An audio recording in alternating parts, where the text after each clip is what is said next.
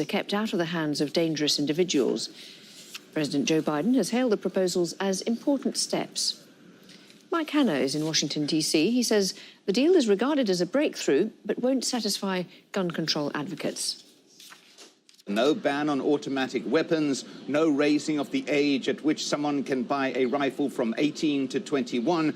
Ironically, for example, there is a federal ban on buying handguns under the age of 21, and yet an 18-year-old can buy an AR automatic weapon, which was used in a number of the recent shootings.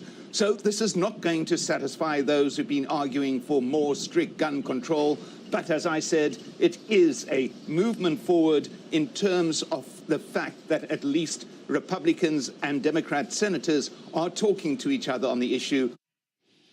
Emmanuel Macron's coalition and its left-wing rival are neck and neck in the first round of French parliamentary elections. But projections suggest Macron's Ensemble, or Together alliance, should win more seats. Fresh from his re-election as president, Macron is seeking to retain a National Assembly majority for his centrist coalition. If so, he'll be able to press ahead with planned reforms. But he faces competition from that left-wing alliance led by Jean-Luc Mélenchon. A Russian state news agency has shared video it says shows smoke rising from the chemical plant in the Ukrainian city of Severodonetsk, where hundreds of people are thought to be sheltering. Russian forces have also blown up a bridge that linked the city with nearby Lysychansk. And MPs from the largest political bloc in Iraq's parliament have resigned at their leader's request after months of deadlock over forming a government. Shia cleric Muqtada al-Sadr had threatened to withdraw from parliament unless a national majority government could be formed. Coming up next, Generation Change, Johannesburg. More news for you from our colleagues in Doha after that. From the team in London, bye for now.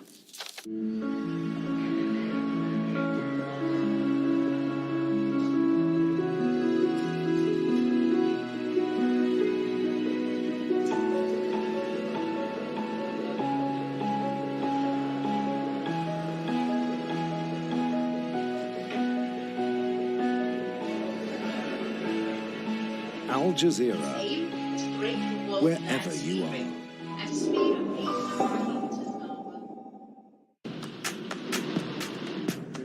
South Africa's history of activism is rooted in the struggle against apartheid.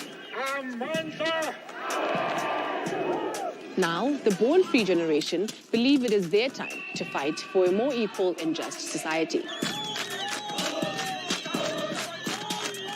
Welcome to Generation Change, a global series that attempts to challenge and understand the ideas that mobilize youth around the world. I'm Ayanda Chali, an independent journalist based here in Johannesburg.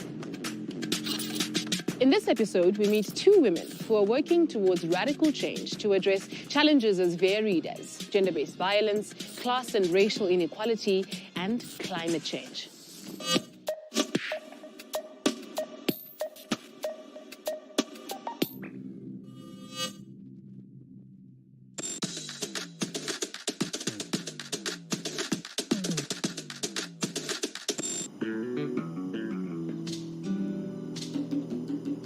Kitimeto, you were born after 94, at the end of apartheid.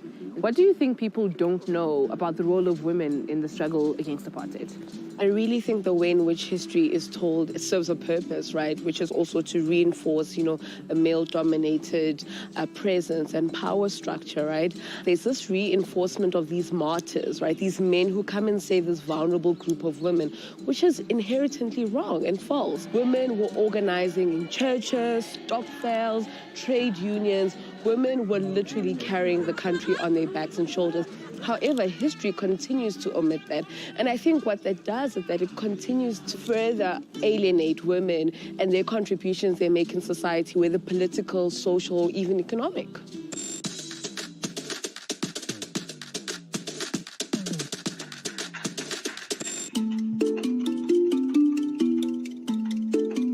We're here at Constitution Hill in Johannesburg, and particularly in this structure, we are at the women's jail.